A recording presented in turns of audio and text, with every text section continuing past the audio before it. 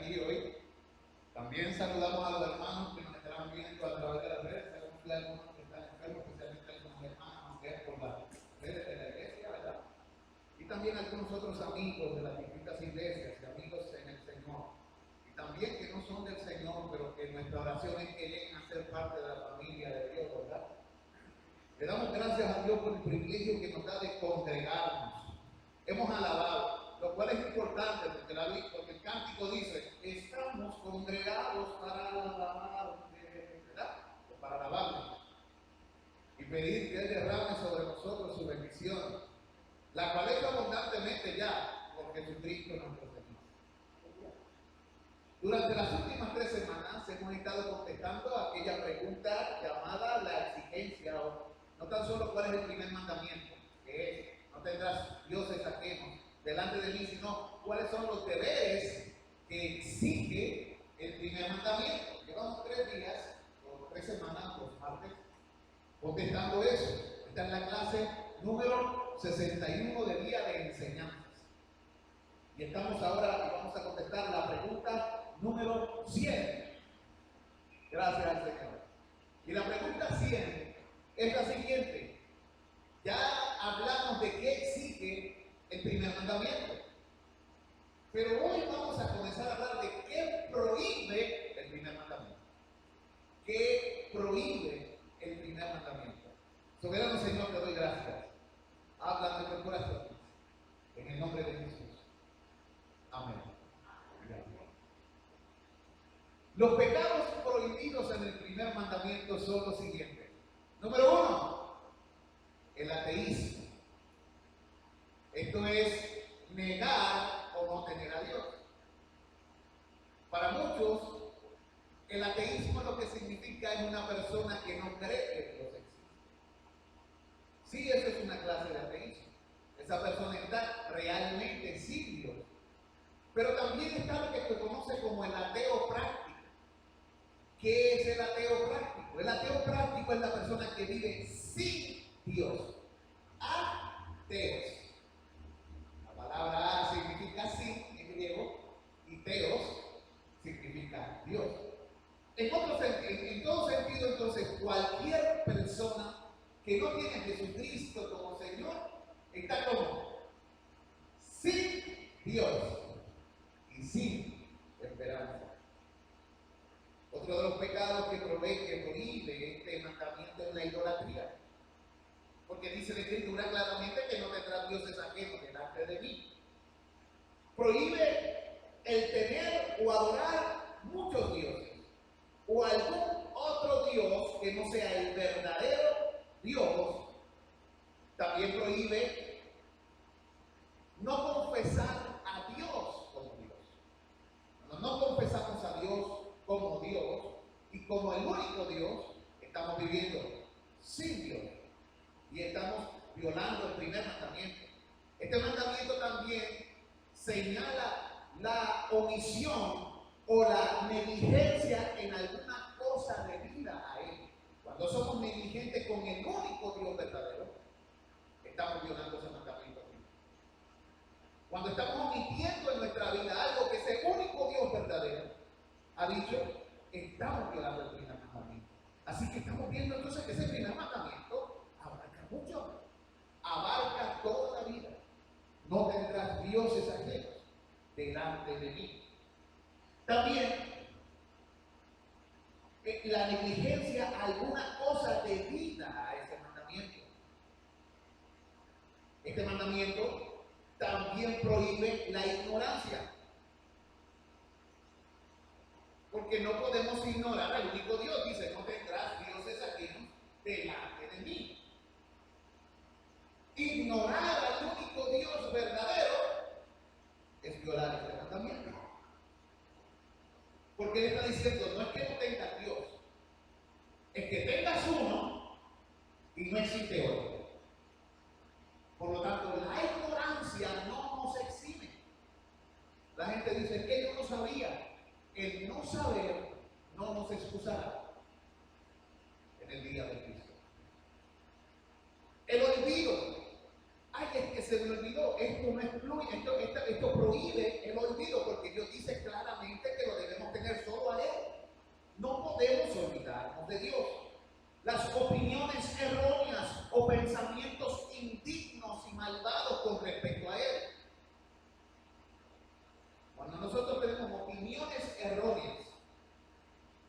¿Qué es una opinión? Es algo que pensamos sobre algo. ¿Es una opinión? ¿Necesariamente tiene que ser la verdad? No. Está la opinión de Juan, está la opinión de Pedro y está la verdad. Estoy hablando de los apóstoles. Estoy, por ejemplo, la opinión de Lita y la opinión de Giovanni, y entonces está la palabra de Dios que es la verdad. ¿Por qué usted se rige? ¿Por opiniones o por la verdad? ¿Eh?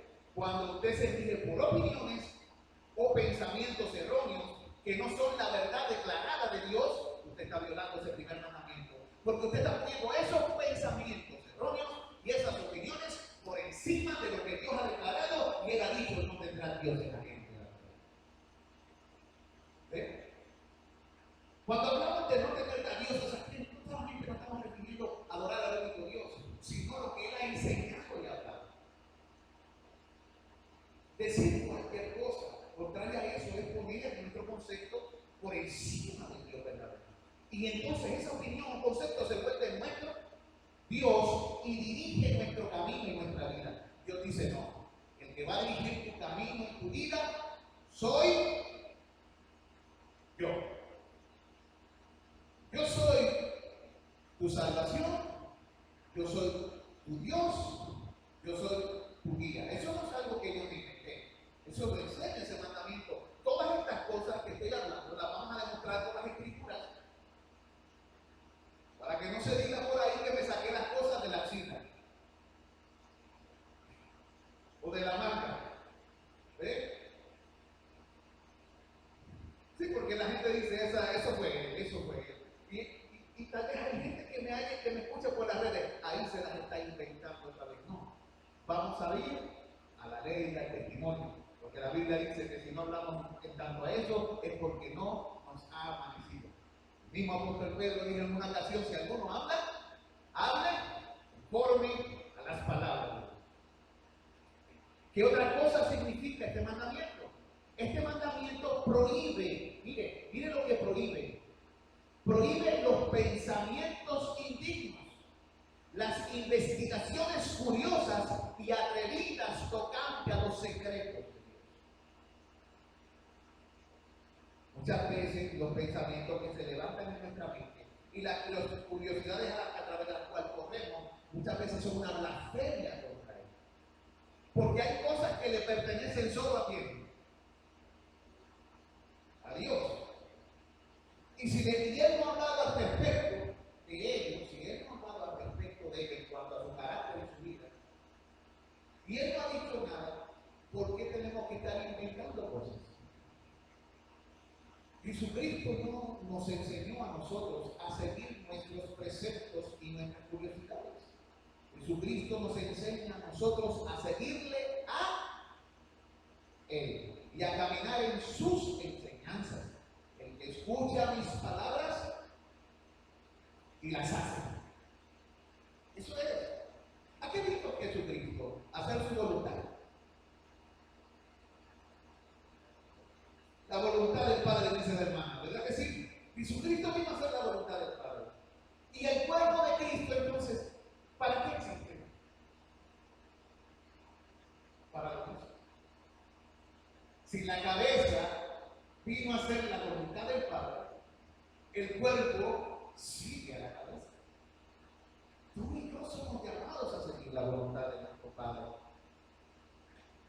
También este texto prohíbe toda profanación y odio a Dios.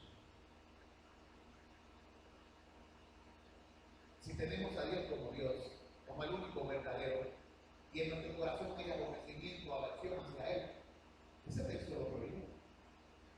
Porque tener a un Dios al cual lo aborrece no tiene sentido. Si tienes a Dios como Dios, la Biblia dice otro mandamiento al respecto. ¿Cuál es? Amarás al Señor tu Dios. ¿Verdad? Amarás al Señor tu Dios. Este texto también prohíbe el amor a uno mismo. El primer mandamiento prohíbe el amor a uno mismo. ¿Qué estás hablando? La Biblia dice: ama a tu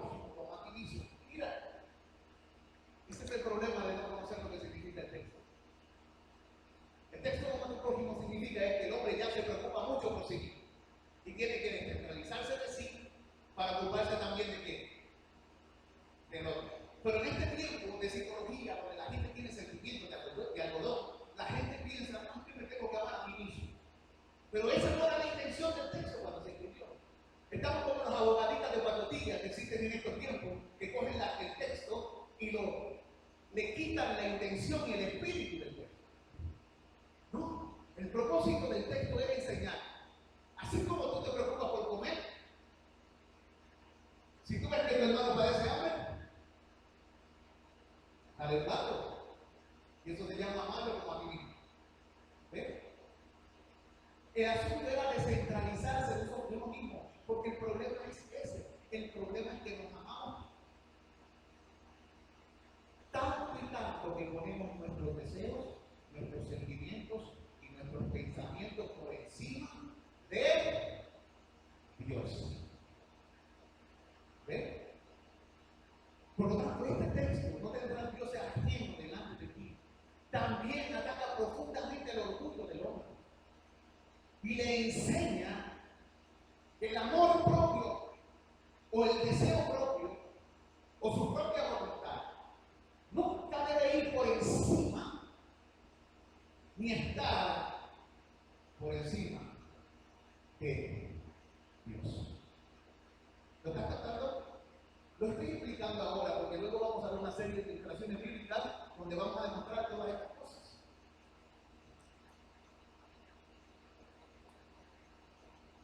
Este mandamiento también prohíbe la búsqueda de lo propio por encima de la voluntad de Dios. No tan solo el amor propio, sino la búsqueda. La gente siempre está buscando por el número uno. Y por lo general el número uno, ¿quién es? Uno mismo. Y este mandamiento, no tendrán dioses ajenos delante de mí, destruye eso. Porque lo que tú estás buscando no puede ir por encima de Dios. Oye, pues eso es lo que se predica en las iglesias, ven a Cristo y Él te va a prosperar. ¿En qué estás pensando? ¿En Dios o en la prosperidad? Ven a Cristo y tendrás casa, y tu reino en la tierra, de verdad, en serio. No es ese que se predica por ahí antes que un evangelio, la predicación del mismo infierno. Como cuando Satanás le dijo a Jesús, todo esto te daré si postrado me adorares.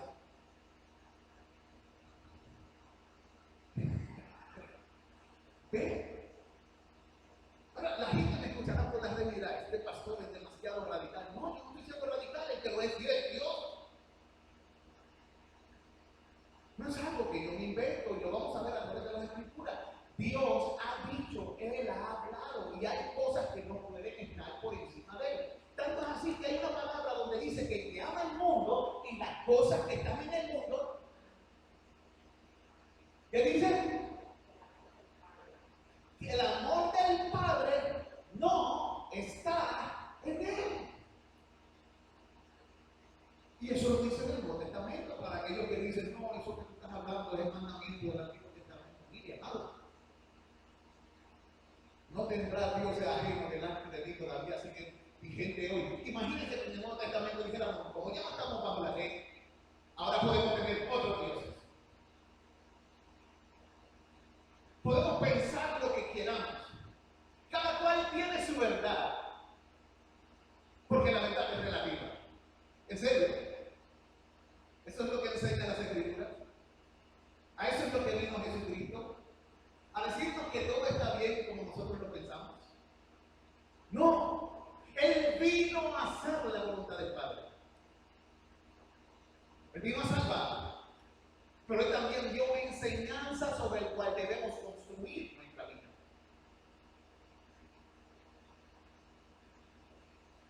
Y tu palabra pasará, tus sueños y tus metas pasarán, pero su palabra no pasará, permanecerá para siempre, junto con aquellos que hacen la voluntad de Dios.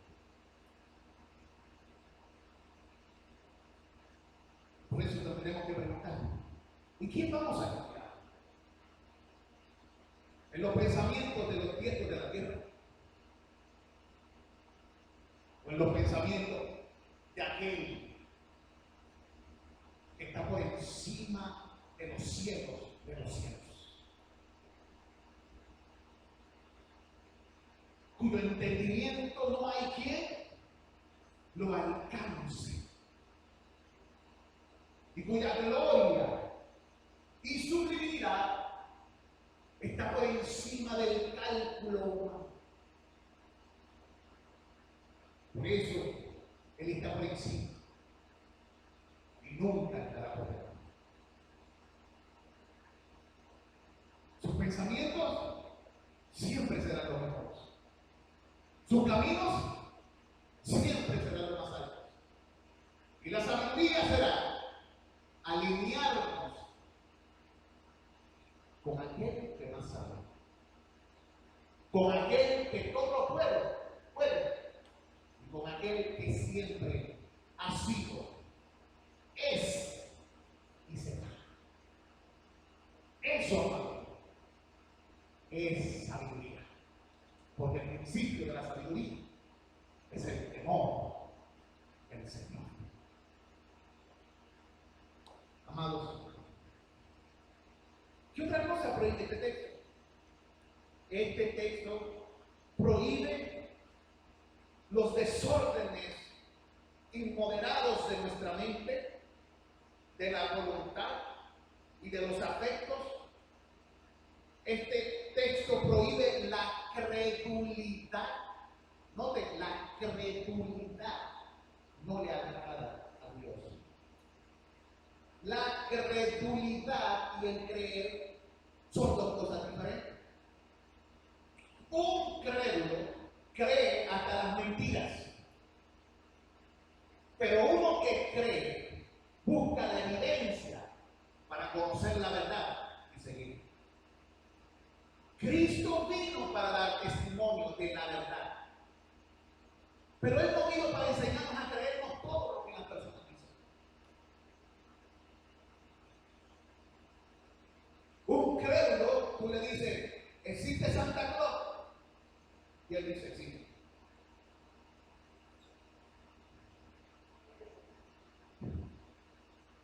¿Te lo crees? Pero ¿es eso lo que Dios quiere? ¿Que tú creas cualquier cosa que se diga? No, porque no tendrás dioses ajenos delante de Él. No puede creer cualquier cosa que se diga. El único que es veraz, que ha dado testimonio y que es infalible, es Él. Por lo tanto, si hemos de creer en algo, es en Él, porque Él tiene un carácter donde no miente y donde no cambia. Pero todo lo demás en este universo es cambiante, inmovible. A veces la gente miente por no quedar mal. A veces la gente miente por la costumbre. La Biblia dice que todo hombre es mentiroso. Mire, a veces llamamos a alguien por teléfono y todavía no nos hemos vestido y quedamos con esa persona a cierta hora y le decimos, ya voy de camino,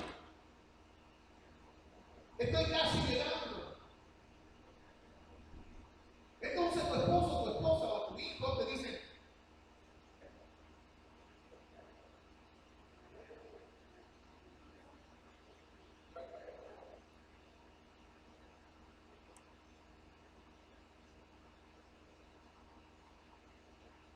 por todo y por nada mienten los hombres.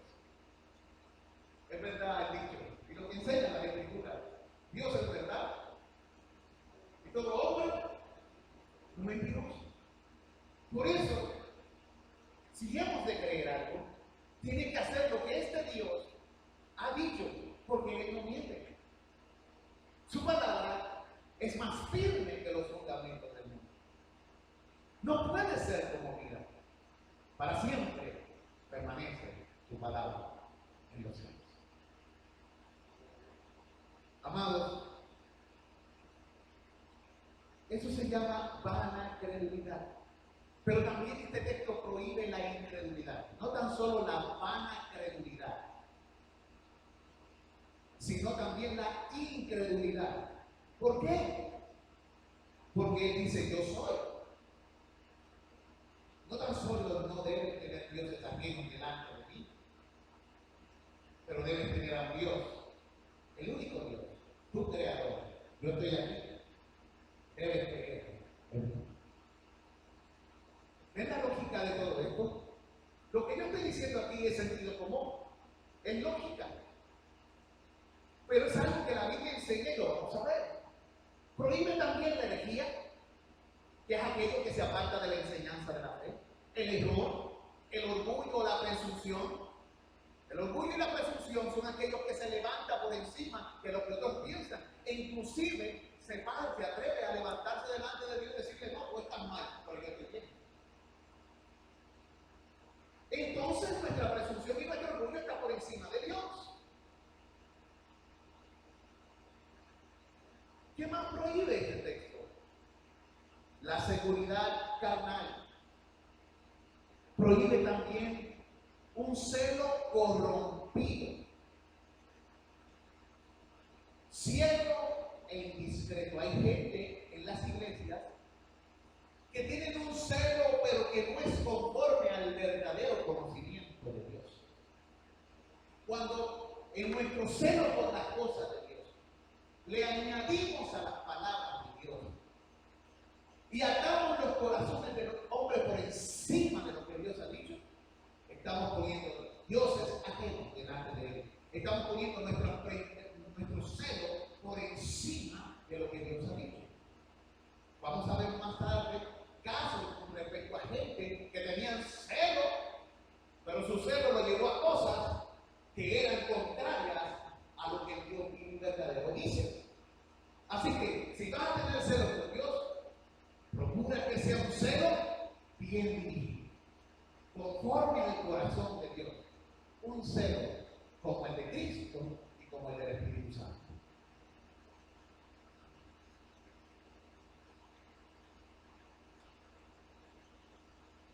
Otra cosa que prohíbe este texto es el uso de medios ilícitos y también el confiar en medios lícitos.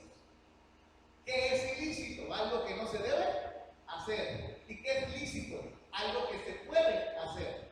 Pero que se puede hacer significa que tu confianza debe estar en ello o debe estar en Dios. ¿Ves?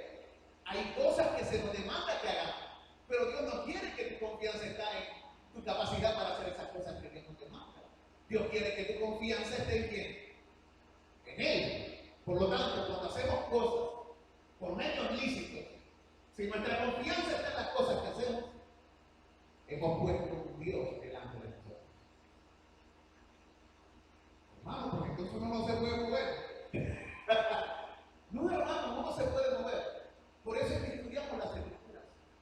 Y por eso vamos a ver ejemplos bíblicos, para que entendamos lo que significa vivir en el Espíritu, confiando solo en Dios, pero al mismo tiempo siendo responsable delante de Dios y delante de los hombres.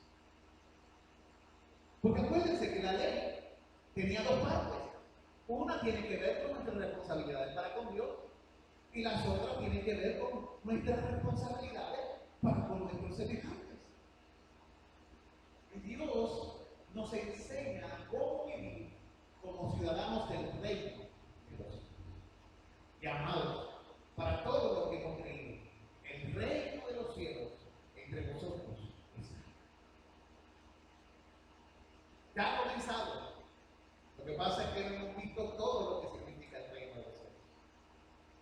Es algo primeramente espiritual, pero luego, un día, cuando el Señor venga, ya no será tan solo espiritual, sino que se manifestará también de manera física, porque todo será movido y vendrá lo que es incorruptible.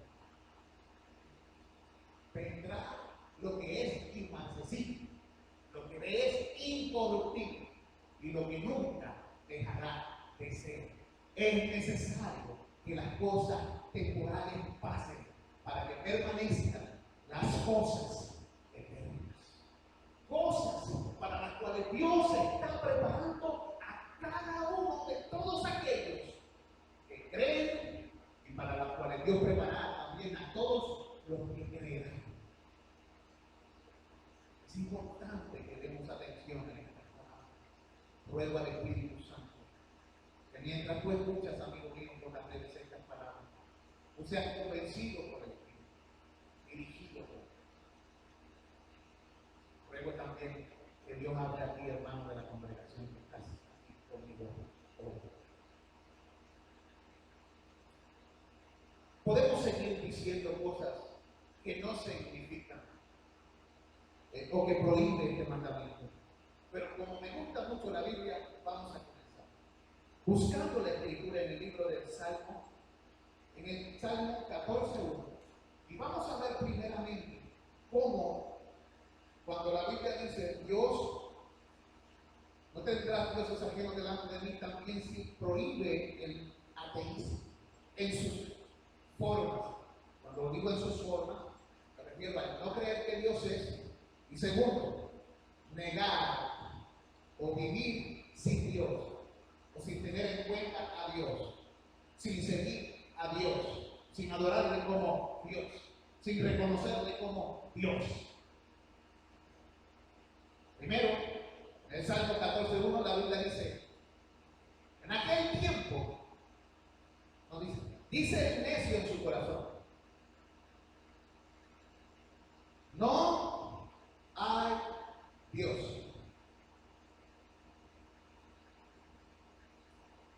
¿Quién lo dice? Necio. En el original no dice necio. En el original dice idiota.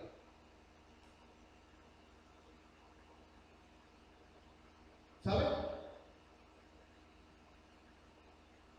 Cuando alguien dice que no hay Dios, o le dice no a Dios, es lo que dice en el original también, no Dios. O sea, no te quiero en mi vida. La Biblia dice que esa persona es un idiota.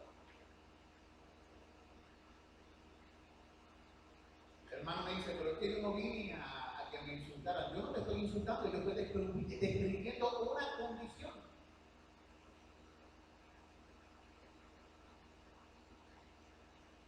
Es una persona que ignora. Es una persona que no tiene las capacidades, se está negando lo obvio. Y Dios le llama a esa persona necio.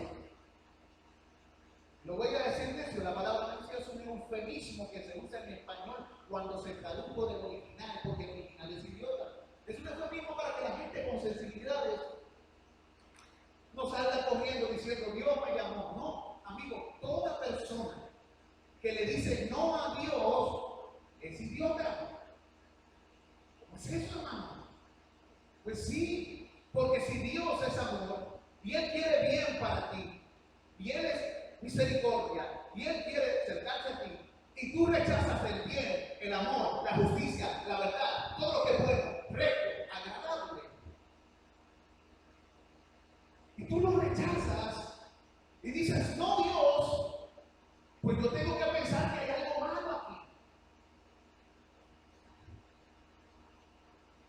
Tengo que pensar que hay algo malo aquí, y eso es lo que dice el texto. Cuando yo estudié esto por primera vez y dije, wow, yo soy idiota mucho tiempo en mi vida. Ve, a la verdad que he andado en necedad de variadas formas. Yo digo, Señor, perdóname. Pero ¿sabes algo? Lo bueno es que no tenemos que permanecer en esa condición de ignorancia. Eso se llama idiotez o estupidez. Y eso ocurre porque el espíritu de estupor hay en nuestra mente y el enemigo no ha querido que se nos revele la luz de la gloria de Cristo. Eso ocurre porque el hombre ha caído en pecado y la oscuridad y la confusión llenan su mente.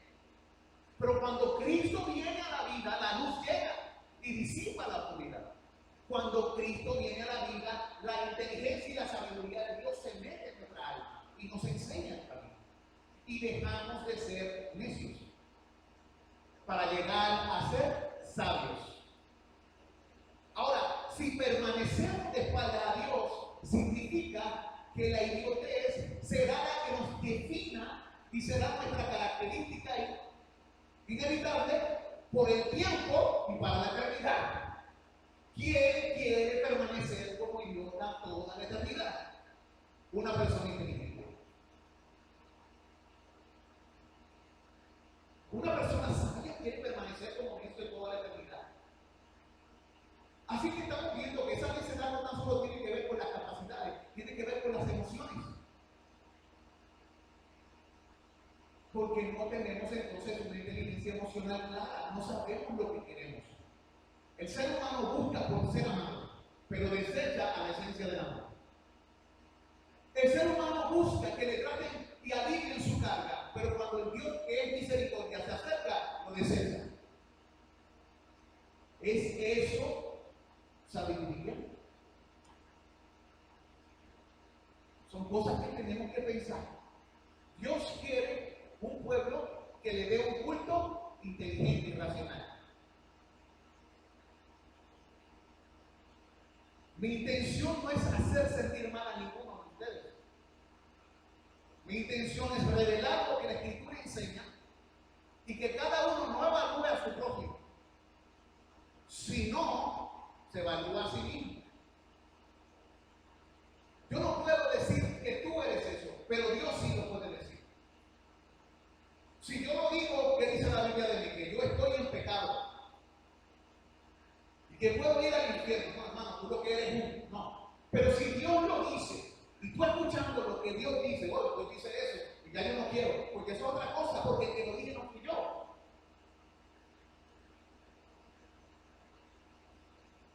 ¿Ven? Ahora, no vaya por ahí diciéndole, el hermano pastor dijo que tú eres un idiota. No, explícalo. Explícalo. No. La Biblia enseña que toda persona sin Cristo, toda persona que no tiene a Dios como Dios, independientemente de los estudios que tenga la universidad, esa persona es un ignorante y un necio, porque dice el necio en su corazón, no hay Dios. No estoy hablando de decirle además que esa persona, no, estoy hablando de esa incapacidad moral. ¿Ven? Porque sabemos que hay mucha gente en este mundo que son hasta más inteligentes en cuanto a ciertos conocimientos que nosotros. Pero que sean más inteligentes que nosotros en cuanto a ciertos conocimientos no los hace sabios para con Dios. Así que estamos hablando de verdadera sabiduría. ¿Qué hace la verdadera sabiduría?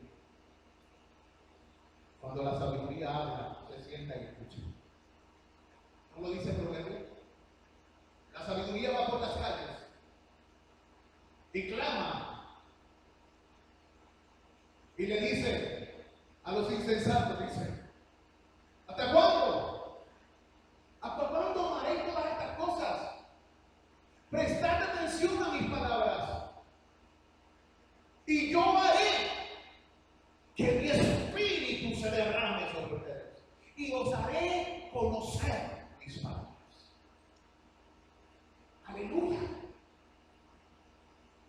Ahora imagínate el espíritu de la sabiduría entrando en ti, bañándote con el conocimiento de aquel en quien están escondidos todos los tesoros de la sabiduría y del conocimiento. Siendo instruido por aquel que es el verdadero y único maestro absoluto en todas las cosas, que no tan solamente vino a dar testimonio de la verdad del Padre, sino que Él mismo es la verdad que el Padre quiso revelar. Porque Él es la verdad. Aleluya. Mire, ¿por qué la gente dice que no hay Dios? O viven sin Dios. Dice el texto, se han corrompido. Dice el necio en su corazón, no hay Dios. ¿Por qué? Porque se han corrompido. El entendimiento de los necios se ha podrido.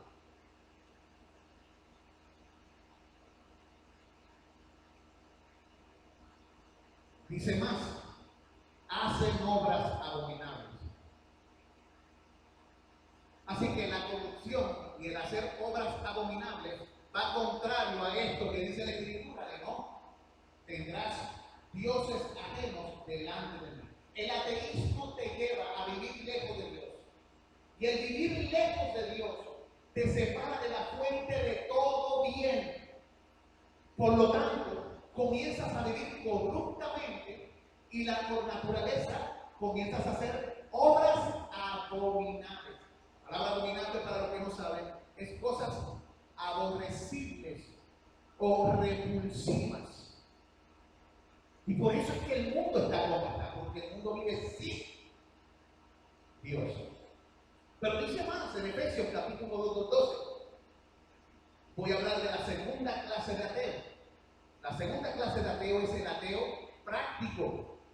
Casi toda la humanidad sin Cristo es esta clase de ateo.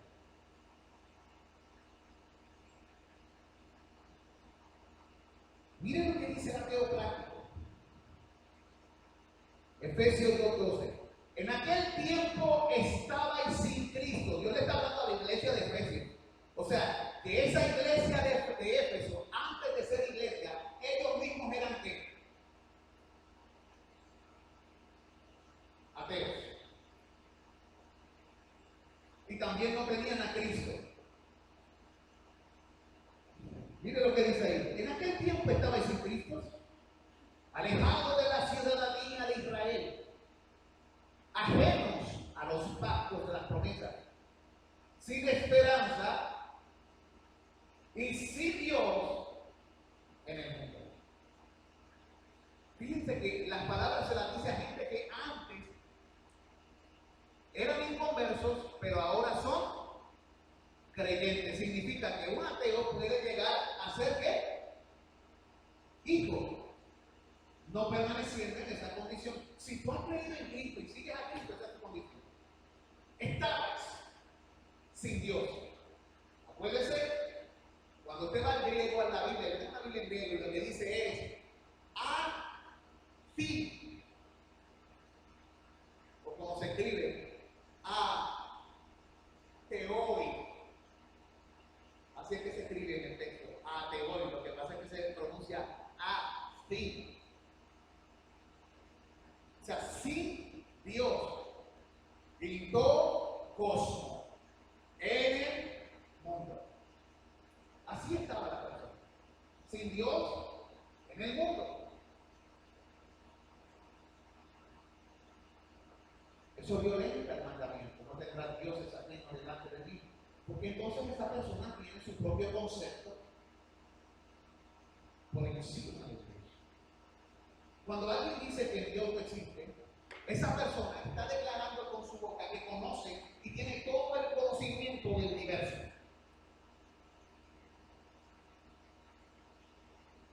Quiero que piensen en esto. Una persona que dice que no existe Dios está diciendo: yo conozco y tengo todo el conocimiento del universo y estoy santísimo de que Dios no existe. Pregunta: ¿existe algún ser humano que tenga todo el vasto conocimiento del universo?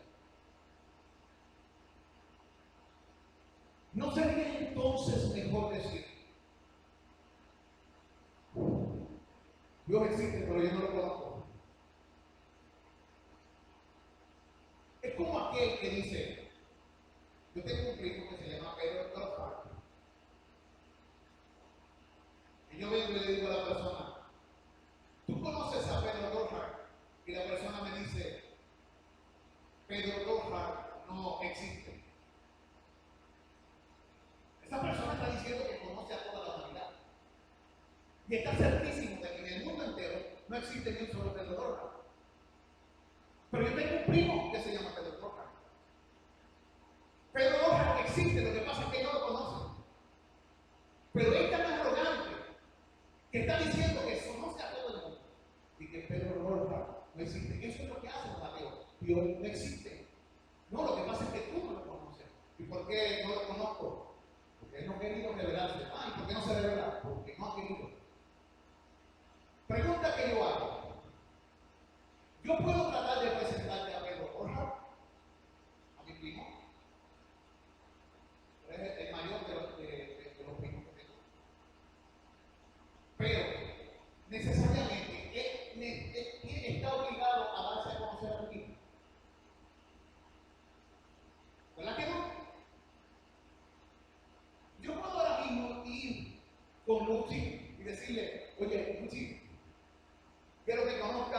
mi prima que vive en Italia. Y él dice, bien, buen viaje.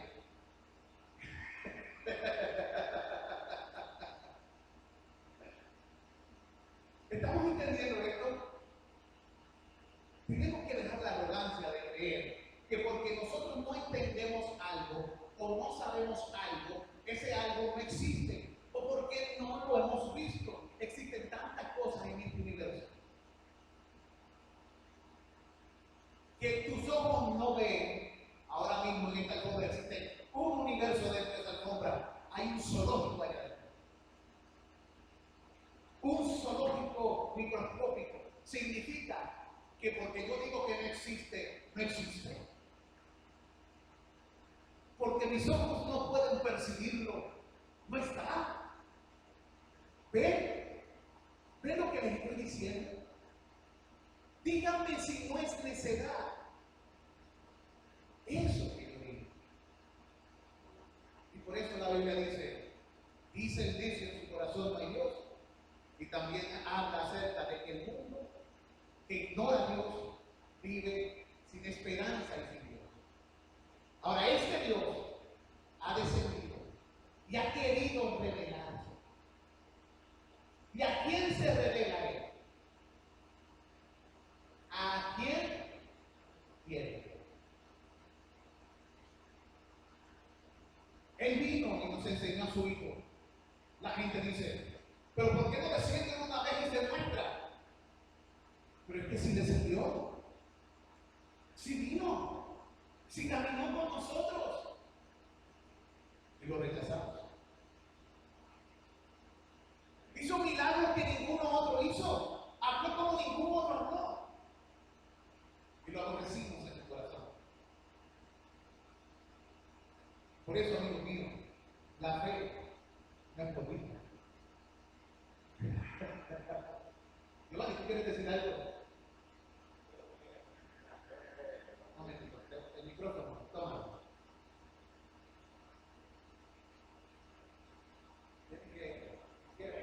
Para que te escuches bien, quítate el viñado. En las redes yo vi la pregunta, dice que se creó el punto de la cara. Entonces pregunta a personas, yo no lo sabía ayer, que quién creó la cara. ¿Ve? Son cosas que nos tenemos que hacer. Es como la teoría esa del Big Bang, que es un soberano disparate. ¡Bam! Porque una persona dijo algo ahí y todo el mundo está creyéndolo sin analizarlo, sin pensarlo, sin racionalizarlo.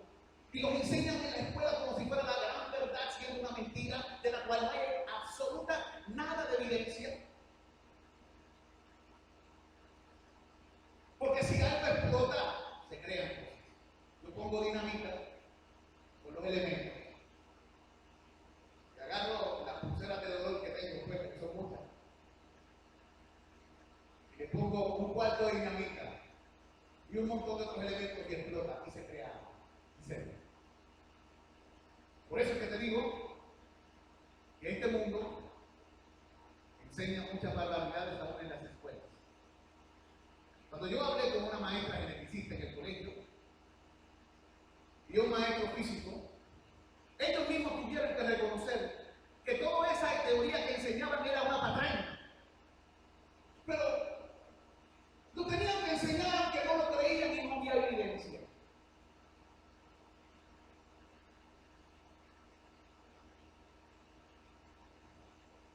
Amados, Dios quiere que tú y yo razonemos. Él no te pide que sueltes el cerebro y seas un crédulo que se va a detrás de cualquier persona que dice sus cuatro cosas. Él te pide que lo escuches a Él, que creó las cosas y sabe cómo funcionan. Lo que nos lleva al otro texto, en Jeremías. Jeremías 2, 26 al 28. Vamos a ver cómo esta segunda cosa también es prohibida por el primer mandamiento. ¿Qué segunda cosa? La idolatría. O tener o adorar muchos dioses o o algún otro que no sea el Dios vivo y verdadero. Dice en Jeremías 26:28, como se avergüenza el ladrón cuando es descubierto, así se avergonzará la casa de Israel. Ellos, sus reyes, sus príncipes, sus sacerdotes y sus profetas, que dicen a un leño, mi padre eres tú, y a una piedra, tú me has engendrado, porque me volvieron la cerviz y no el rostro.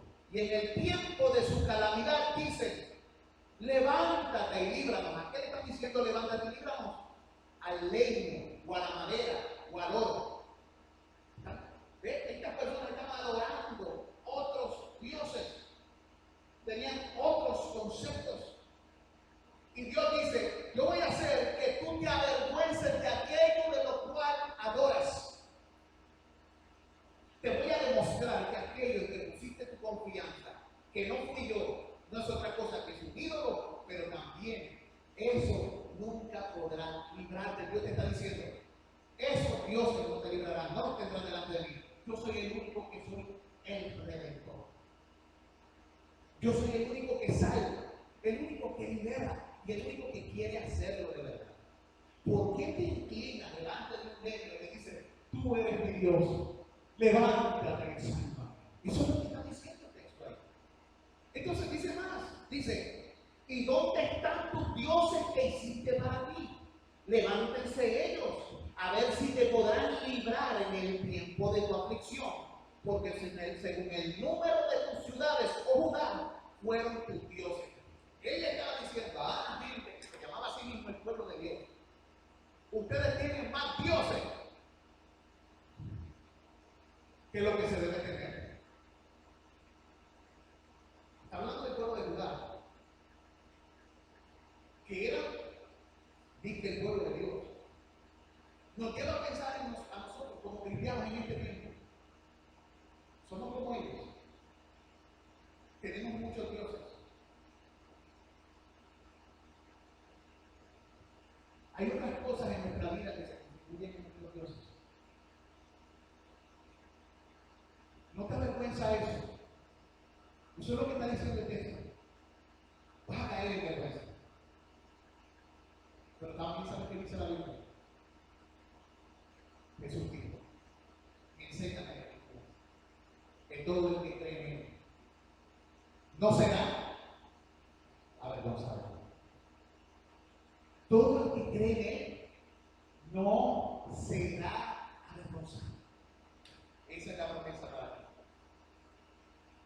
Si no quieres ser avergonzado, entiende, no tendrás dioses ajenos delante de ti. Amén. Si la gracia de Dios lo permite, la semana que viene, a la misma hora, por el mismo canal, todos los caminos conducen a la primera iglesia de Bautista en el barrio de Batella, carretera 106, kilómetro 7.6, Mayagüez, Puerto Rico. Gracias y paz a todos ustedes. Oremos. Soberano Señor, te doy gracias. Te bendigo. Te ruego, Señor, que nos ilumines, que nos enseñes a considerar lo que dice tu palabra y a guardarnos de vivir una vida sin Dios y de creernos tan sabios, de creer que sabemos todas las cosas. Señor, yo reconozco que hubo un tiempo en mi vida en que yo dije que tú no existías, que tú eras una mentira, y me burlaba de los que creían en ti. Ridiculizaba, como dicen por ahí, a los aleluya. Pero tú me humillaste. Me humillaste, Señor. Y fue bueno que me humillaras. Como dice tu palabra, bueno es haber sido humillado para que aprenda tus estatutos. Te ruego que esa humillación se extienda por este mundo, de tal manera que muchos abandonen el camino de la necedad y entren por la puerta de la sabiduría, que es el lugar de la morada de tu gloria. No solamente se encuentra a través de tu Hijo Jesucristo, porque solo en Cristo tu Hijo están envolvidos todos los tesoros de la sabiduría y del conocimiento de Dios. Ayúdanos, Dios, y no nos dejes a nosotros mismos. Ten misericordia de nuestras almas y guárdanos de desviarnos de tu verdad. Enséñanos a servirte a ti. Enséñate a tenerte como nuestro Dios, como el único Dios, como aquel que es digno y reverente y debe ser adorado. En el nombre de Jesús. Amén. Salúdense los unos a los otros.